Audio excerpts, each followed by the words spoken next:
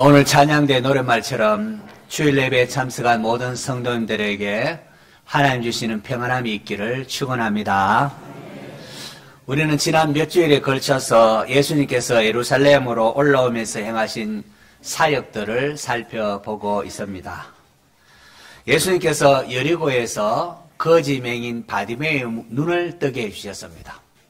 그리고 여리고에서 세리장 삭개오를 만나 그의 집에 유하면서 삭개오에게 구원의 은혜를 또한 베풀어 주셨습니다. 그리고 나귀 새끼를 타고 예루살렘에 입성하신 예수님은 제일 먼저 성전을 찾으셨습니다. 그리고 입만 무성한 무화과나무를 저주하심을 통하여 기도의 능력과 아울러 당시 옛 성전의 멸망을 예고하셨습니다. 그리고 오늘 본문은 예수님께서 성전을 떠나시기 전에 마지막으로 행하신 이야기가 기록되어 있습니다. 예수님께서 성전에서 헌금한 맞은편에 앉으셨습니다. 41절에 기록된 예수님의 행동은 설교하는 저로서는 당황스러운 장면이었습니다. 41절 보시면은 예수께서 헌금함을 대하여 앉으사 무리가 어떻게 헌금함에 돈 넣는가를 보실세.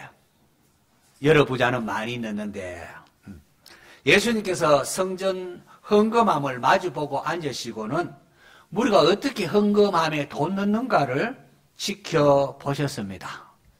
예수님께서 속물스럽게 이게 뭡니까? 우리는 예수님께서 성전에 올라가셨으면 무리가 기도하는 모습, 성경 읽는 모습 이런 것에 관심이 있을 것으로 생각을 합니다. 그런데 놀랍게도 마가는 예수님께서 성전에서 헌금함 맞은편에 앉으시고는 우리가 어떻게 헌금함에 돈 넣는가를 보셨다는 겁니다. 여기 보실세라는 단어는 헬라어 미완료 시제입니다. 이것은 계속해서 쭉 지켜보셨다는 겁니다.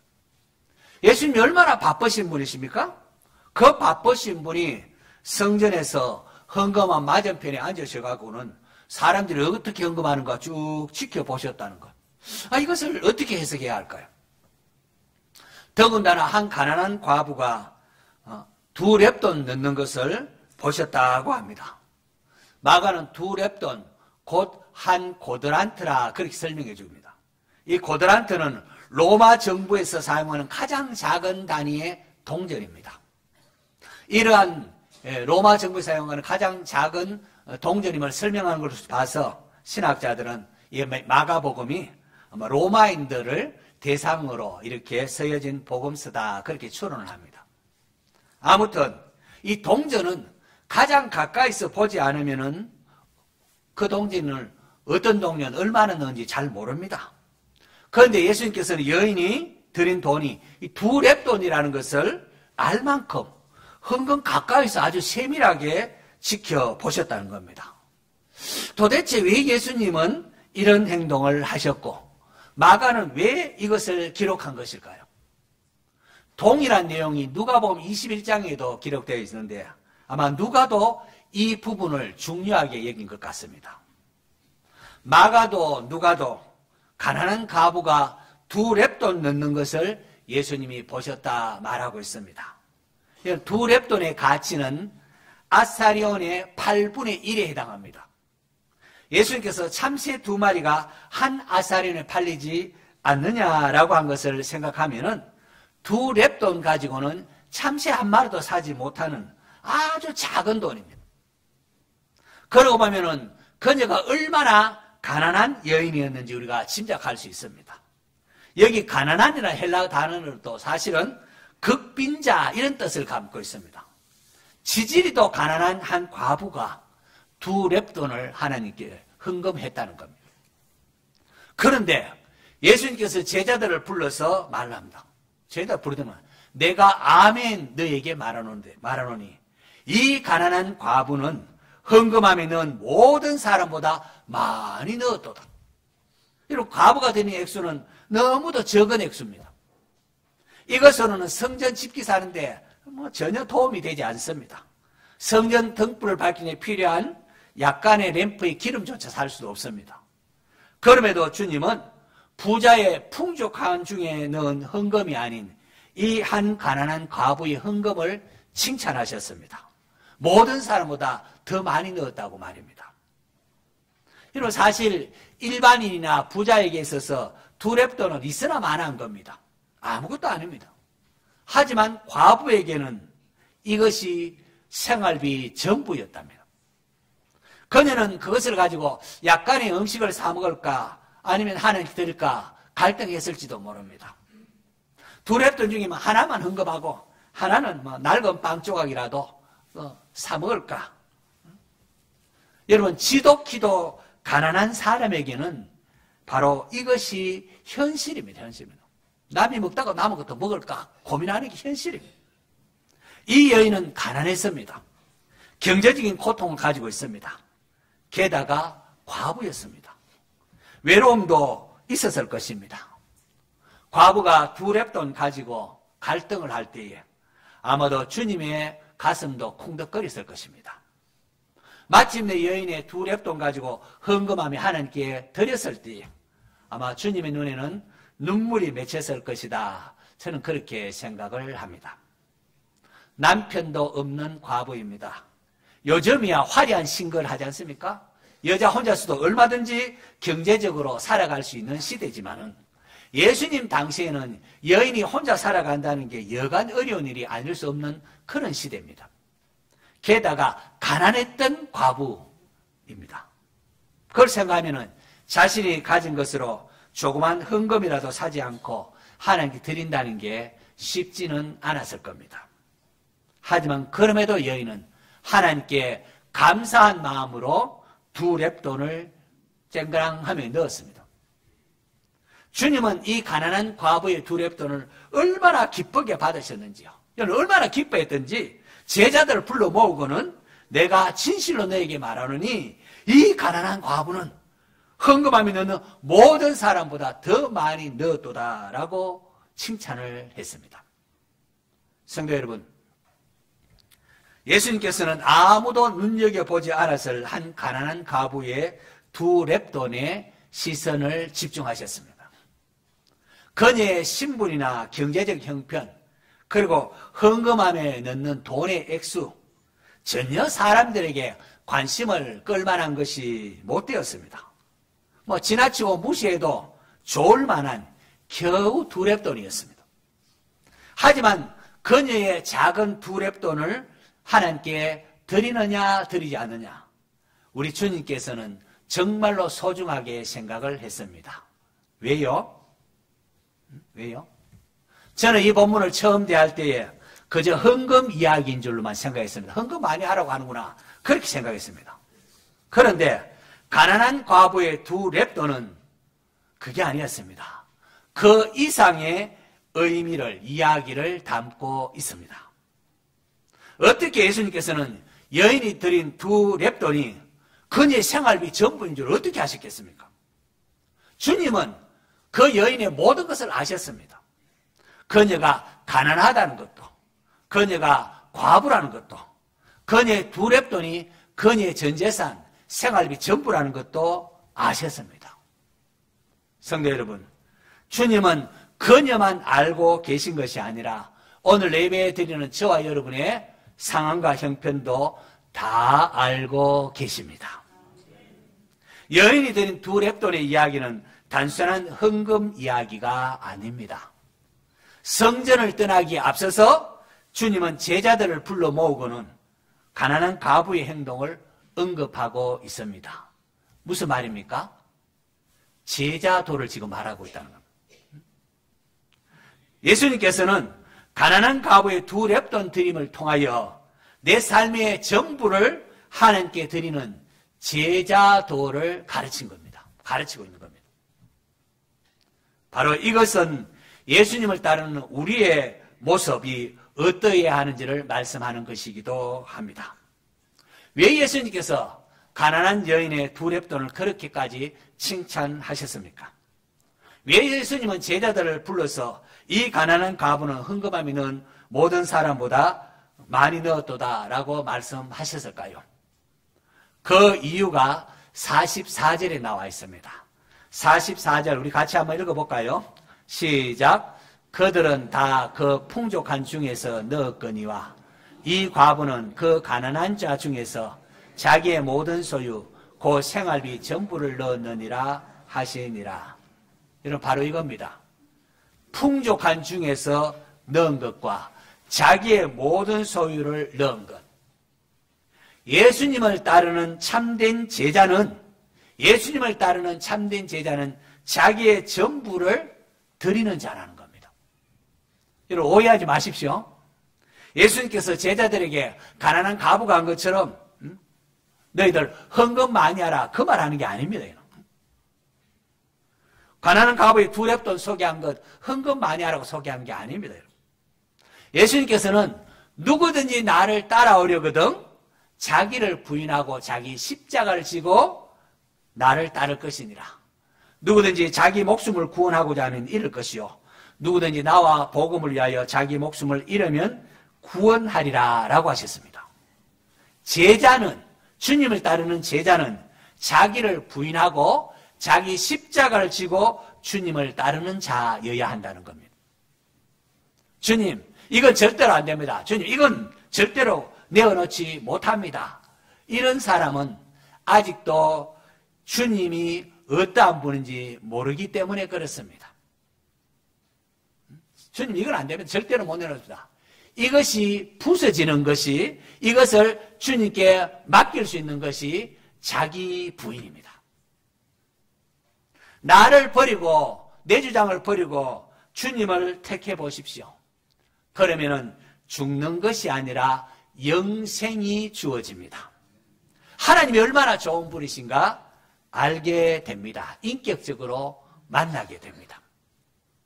여러분 앞서 마가복음 10장쯤에 영생을 얻기 위하여 나온 부자 청년 보십시오. 그는 어려서부터 나름대로 계명을 잘 지켰다. 나는 계명을 잘 지켰다. 그렇게 생각을 했습니다. 그런데 예수님께서 내게 아직도 한 가지 부족한 게 있는데 가서 내게 있는 것을 다 팔아서 가난한 자들에게 주라. 그리하면 하늘에서 보화가 내게 있으리라. 그리고 와서 나를 따르라. 제자로 불러주셨습니다. 어떻게 했습니까? 그 사람은 재물이 많은 고로 이 말씀으로 인하여 슬픈 기색을 띠고 근심하며 가니라 라고 했습니다. 여러분 이것은 우리 인생에 굉장히 중요한 부분입니다. 그렇기 때문에 이 내용은 마태복음, 마가복음, 누가복음 모두 기록하고 있습니다. 여러분 어떻습니까? 이 부자 청년 어떻게 생각합니까? 에이 참 어리석다 그렇게 말할 겁니까? 남의 이야기일 땐 그럴지 모릅니다. 남의 이야기할 때는 하늘에 보아도 많고 한다는데요. 어리석게 생각하지만 이게 여러분 일이라고 한번 생각해 보시죠. 주님께서 여러분에게 부자 청년에게 요구한 것처럼 네게 있는 거 지금 다 팔아서 가난한 자들에게 주고 그러면 하늘의 보화가 내게 있을 것이다. 그리고 와서 나를 따르라 라고 한다면은 여러분은 어떻게 하시겠습니까? 이것은 우리의 삶에 가장 중요한 게 무엇인가? 내가 지금 무엇을 가장 소중하게 여기고 있는가를 깊이 생각하게 하는 말씀입니다. 예수님께서 부자 청년의 재물을 탐내신 것입니까? 그렇지 않습니다. 오히려 주님은 그것과는 비교도 할 수 없는 하늘의 영광스러운 보화를 주고자 하셨습니다. 손에 조약돌을 쥐고 있는 자에게 그래서 조약돌을 버리고 이 금덩이 받으라고 금덩이를 줄 때에 조약돌이 아까워서 금덩이를 받지 못한다면은 조약돌을 움켜짐으로 금덩이를 받지 못한다면 얼마나 어리석은 자겠습니까? 천국은 마치 밭에 감추인 보화와 같으니 라고 했습니다. 보화를 발견한 사람은 밭에 보화가 있다는 걸 발견한 사람은 기뻐하고 돌아가서 자기의 모든 소유를 다 팔아서 그 밭을 사느니라 라고 했습니다. 여러분은 천국을 발견한 사람이 맞습니까? 주님을 위해서라면 모든 것을 버릴 각오가 되어 있습니까?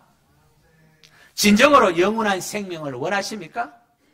하나님 나라는 오직 성령 안에서 의와 평강과 희락이라고 했는데요. 여러분은 하나님 나라를 사모하십니까? 하나님의 나라는 하나님의 통치권이 임하는 곳을 하나님의 나라라고 이렇게 말합니다. 통치권이 중요합니다. 우리 안에 하나님의 통치권, 하나님의 주인됨을 인정할 때에 내 안에 하나님의 나라가 임하는 겁니다. 내 안에 하나님 나라인 평강이 또한 임하는 겁니다. 하나님께서 에덴 동산을 만드시고는 그 안에 있는 모든 것을 아담에게 주시며 관리하게 하셨습니다. 동산의 실과 마음대로 먹을 수 있지만은 단 하나 동산 중앙에 있는 나무의 선악을 알게 한 나무의 열매는 먹지 말라고 하셨습니다.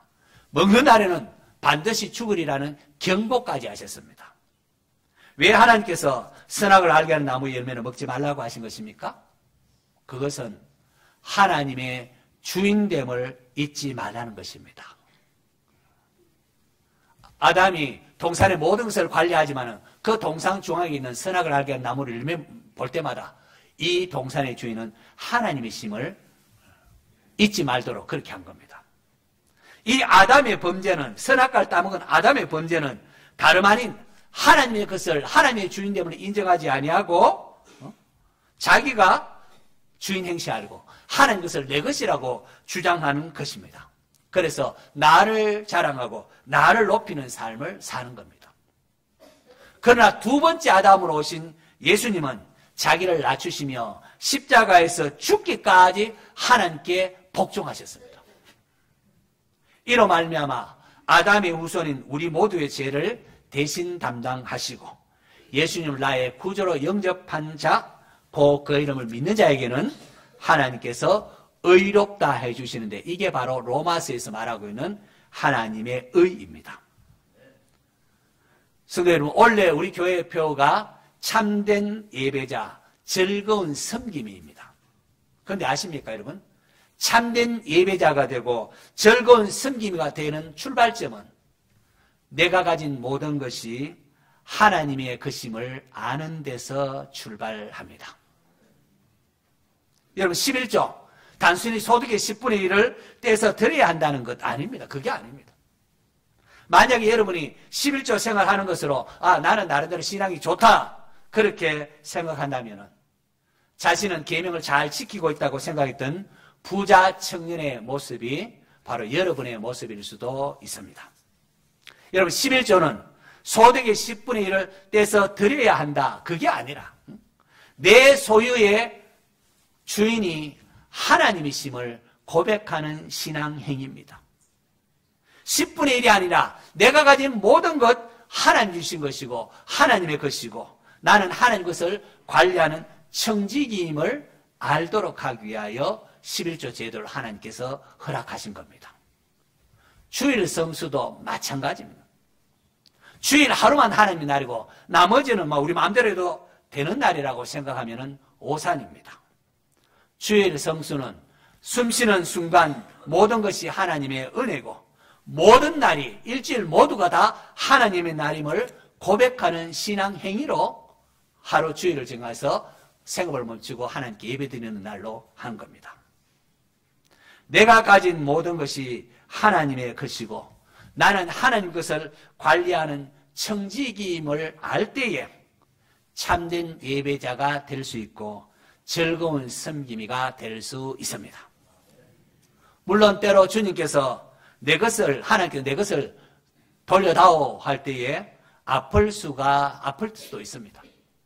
하지만 하나님의 주인이시기 때문에 하나님의 주권을 인정하고 인내하면은 때가 되면은 하나님께서는 더 크고 놀라운 것으로 갚아주십니다. 할렐루야. 여러분에게 하나님은 어떤 분이십니까? 하나님은 죄인인 저와 여러분을 위하여 독생자 예수님을 이 땅에 내어주신 분이십니다. 예수님께서 입만 무성한 무화과나무를 저주하신 사건을 통하여 형식과 외식에 가득했던 옛 성전의 종말을 예고하셨습니다. 그래서 주님은 성전 안에 들어가셔서 매매하는 자들을 내쫓으시고 돈 바꾸는 자들의 상가, 비둘기 파는 자들의 의자를 둘러엎으시며 아무나 물건 가지고 성전 안을 지나다니지 못하게 하셨습니다. 표적을 구하는 유대인들에게 너희가 이 성전을 헐라 내가 사흘 동안에 일으키리라 말씀하셨습니다. 바로 이것은 요한복음에 따르면 예수님께서 성전된 자기 육체를 가리켜 말씀하신 것이라고 했습니다. 예수님께서 십자가에서 몸 찢기시고 피 흘려 못 박혀 죽으실 때에 성전의 휘장 위에서부터 아래까지 쫙 찢어졌습니다. 이로써 죄인이 하나님께로 나아갈 수 있는 길이 열린 것입니다. 옛 성전은 더 이상 이제 기능이 끝난 겁니다.